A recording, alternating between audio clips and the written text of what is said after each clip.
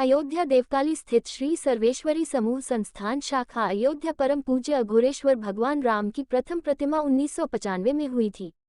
ये श्री सर्वेश्वरी समूह शाखा के संस्थापक थे। इस स्थापना दिवस के अवसर पर 2 दिवसीय कार्यक्रम अखंड कीर्तन व रूपरेखा का कार्यक्रम किया गया, जिसमें मुख्य अतिथि के तौर पर रामफेर मौर्य थौरी व विशिष्ट अतिथि के तौर पर ज्ञानेंद्र सिंह, उपाध्यक्ष सर्वेश्वरी समूह हौसला प्रसाद पांडे, अशोक टाटम्बरी रहे। आज इस कार्यक्रम का संगोष्ठी व प्रसाद वितरण के बाद समापन किया गया। क्या कार्यक्रम हो रहा है और कितने दिवसीय कार्यक्रम है और उस कार्यक्रम का मेन उद्देश्य क्या है? ये 2 दिवसीय कार्यक्रम है। 19 फरवरी से स्टार्ट हुआ है और 20 फरवरी को आज समापन होगा शाम 5 बजे। हमारी संस्था श्री सर्वेश्वरी समूह शाखा अयोध्या है ये, और संबद्ध श्री सर्वेश्वरी समूह संस्थानम देवस्थानम पड़ाव वाराणसी तथा अवधूत भगवान राम कुश सेवा आश्रम पड़ाव वाराणसी। और हमारे कार्यक्रम का 19 सूत्रीय कार्यक्रम है।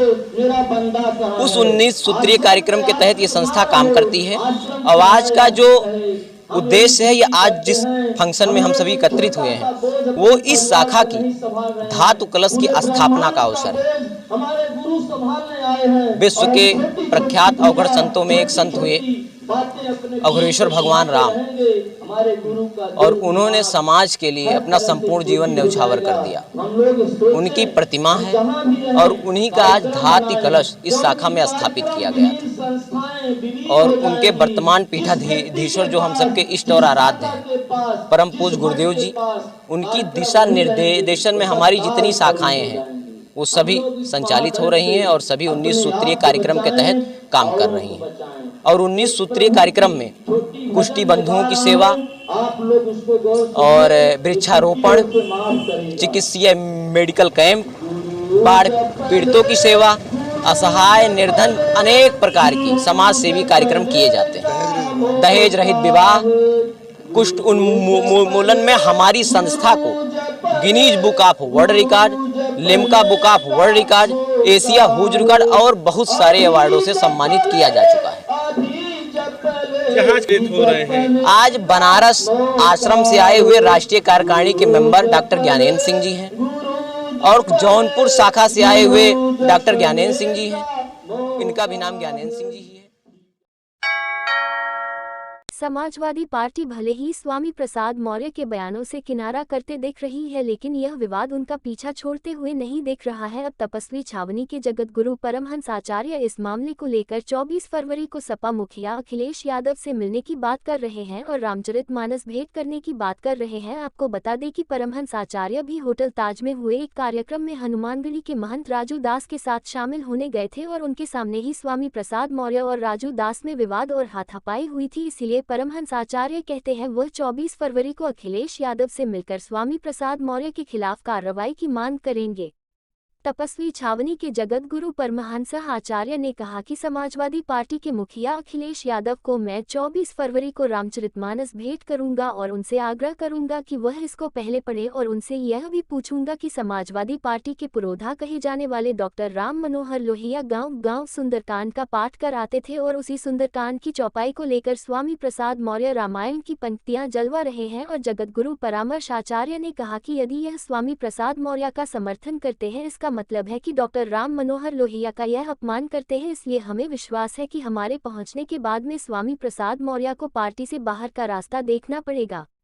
बता दें कि रामचरितमानस की चौपाई को लेकर के विवाद शुरू हुआ था और विवाद इतना बड़ा कि विवाद हाथापाई तक आ गया और अभी भी रामचरितमानस का विवाद रुकने का नाम नहीं ले रहा है। यही वजह है कि रामचरितमानस को लेकर के जगत गुरु परमहंस आचार्य अखिलेश यादव को रामचरितमानस भेंट करेंगे।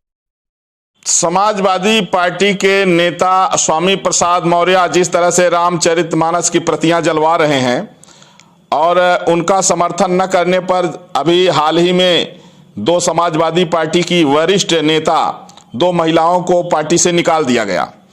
अयोध्या से मैं तपस्वी छावनी पीठाधीश्वर जगत गुरु परमहंस आचार्य समाजवादी पार्टी के मुखिया अखिलेश यादव को मैं 24 फरवरी को रामचरितमानस भेंट करूंगा और उनसे आग्रह करूंगा कि वो इसको पहले पढ़ें और उनसे ये भी पूछूंगा कि समाजवादी पार्टी के पुरोधा कहे जाने वाले डॉक्टर राम मनोहर लोहिया गांव सुंदरकांड का पाठ कराते थे और उसी सुंदरकांड की चौपाई को लेकर के स्वामी प्रसाद मौर्य रामायण की प्रतियां जलवा रहे हैं।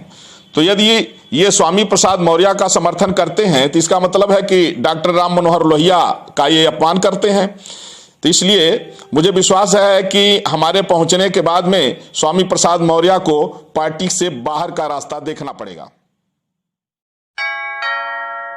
अयोध्या जिले के हैदरगंज थाना क्षेत्र में पिछले दिनों मनुपुर ब्लॉक तारोन तहसील बीकोपुर जिले के गांव में सरकारी जमीन से पेड़ काटने को लेकर स्थानीय लेखपाल द्वारा स्थानीय थाने में तहरीर देकर ग्राम प्रधान व 3 अन्य लोगों के विरुद्ध फर्जी मुकदमा किए जाने का आरोप लगा है।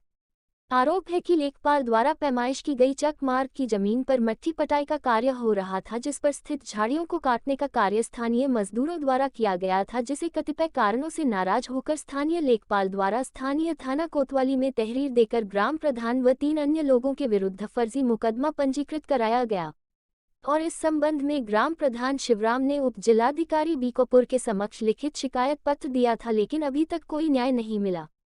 वहीं लेखपाल द्वारा कराए गए फर्जी मुकदमा को लेकर आज जिलाधिकारी को शिकायती पत्र देकर कार्यवाही की मांग किया।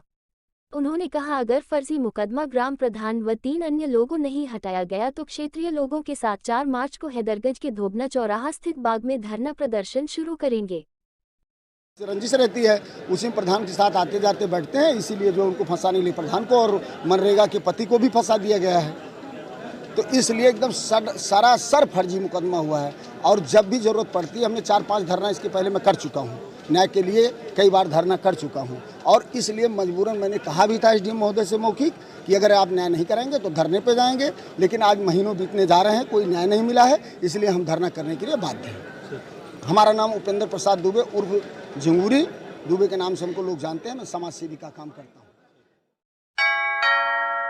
अयोध्या शहर के सिविल लाइन स्थित तिकोनिया पार्क में कांग्रेस के निष्क्रिय प्रकोष्ठ के दिव्यांग कार्यकर्ताओं ने अपनी मांगों को लेकर प्रदर्शन किया। जिलाध्यक्ष राजकुमार राजभर के नेतृत्व में 2 दर्जन से अधिक दिव्यांग कार्यकर्ताओं ने नारेबाजी की और मुख्यमंत्री को संबोधित ज्ञापन नायब तहसीलदार सदर इंदुभूषण को सौंपा। इनकी प्रमुख मांग दिव्यांग जन व्यक्तियों को मुख्यमंत्री आवास और शौचालय दिया जाए, विकास भवन में दिव्यांग जनों के साथ धांधली न हो। जय भोले सेवा समिति के जिलाध्यक्ष श्रीनिवास कुशवाहा ने बताया कि सभी विभागों में दिव्यांगों को परेशान और प्रताड़ित किया जा रहा है। विकास भवन के अधिकारी प्रत्येक कार्य के लिए कई बार चक्कर लगवाते हैं। दिव्यांग जन कल्याण कार्यालय में धांधली होती है। अधिकतर दिव्यांग पेंशन ऑनलाइन आवेदन रिजेक्ट कर दिया जाता है। दिव्यांगों को दिव्यांग प्रमाण पत्र बनवाने में बड़ी मुसीबत करनी पड़ती है। कई बार कार्यालय का चक्कर लगाना पड़ता है। डॉक्टर और कर्मचारी परेशान करते हैं। हमारी मांग है कि जल्द से जल्द समस्याओं का समाधान किया जाए। सेवा समिति की तरफ से हम आए हैं यहाँ पे। उन लोगों के कहना था मांगे अपनी करो, उसी मांगों को देखा जाएगा। यहाँ पे दिव्यांगों को कोई सुनवाई नहीं होता है, ना तो यहाँ पे कोई कानून बना है दिव्यांगों का कि कोई जगह दिव्यांग लोग जाएं वहाँ पे उनकी सुनवाई हो। जैसे अभी कोई रोडवेज जा रहा है, कोई दिव्यांग अगर रुकवा रहा है गाड़ी तो रोडवेज वाले देखकर रोकते भी नहीं हैं। ऐसे विकास भवन में है, जैसे बड़े बाबू हैं, सीओम हैं, उन लोग जैसे ऐसे बैठे हैं, कोई दिव्यांग अगर जाता है तो उन लोग जो है प्रताड़ित करते हैं, कहते हैं कल आना परसों आना। बताओ दिव्यांग है, उसको ऐसे करना चाहिए। और जिला अस्पताल में अगर कोई दिव्यांग जाता है तो 80% अगर बनाना है तो उसका 70 बना देते हैं। जैसे बंदरा नाम की लड़की है, देखो ये भी उसको बना दिए 70%। ऐसे उल्टा पुल्टा काम करते हैं, बिना पैसा का कोई काम करते नहीं। डॉक्टर लोग बताओ 80-90 हज़ार महीना पाते हैं, सरकार उनको पैसा देता है तो दिव्यांगों को सुना जाता है ना। ऐसे अपने वाली कर रहे हैं सारे लोग। तो इसका कानून कि हमारी पूरी करी जाए। 1000 रुपये में क्या हो सकता है? 1000 कोई भीख मांगता है, उसकी कम से कम अगर पेंशन दे 5000 दे, नहीं तो कोई रोजी रोजगार दे, नौकरी दे। यही सब मांगे पूरी किया जाए। कॉलोनी आता है, आवास आता है, शौचालय आता है, क्या चीज़ सरकार देख रही है? आता है सब ऐसे बढ़ जाता है, किसी को कुछ पता ही नहीं चलता है। विकास भवन के खिलाफ करते हैं विकास भवन वालों। नंबर एकदम काला, एकदम बेरोजगारी है समझ लीजिए। कोई चीज़ वहाँ से बताया नहीं जाता है।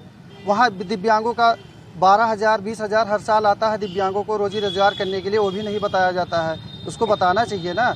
बड़े बाबू हैं वो भी ऐड करके बोलते हैं, सही से बोलते नहीं हैं। दिव्यांग बड़े बाबू बने हैं दिव्यांगों के लिए, हेल्प करने के लिए, सरकार उनको पैसा देती है, फिर भी ऐसे उल्टा पुल्टा बोलते हैं। कोई अच्छे से बोलना चाहिए ना। कोई वहाँ पे गया बेचारा तो उसको अंग्रेजी में बात करते हैं, ऐसे नहीं। उनको बाबू बनाया गया है, किस पद पे बाबू बनाया गया है? ऐसा सरकार को देखना चाहिए ना। अभी योगी सरकार जब बोली कि जो है मेरा फिर से आएगा तो मैं 500 रुपया बढ़ा दूंगा, अभी तक वो बढ़ाया नहीं। उनको भी तो देखना चाहिए ना। दिव्यांगों का भी हक होना चाहिए।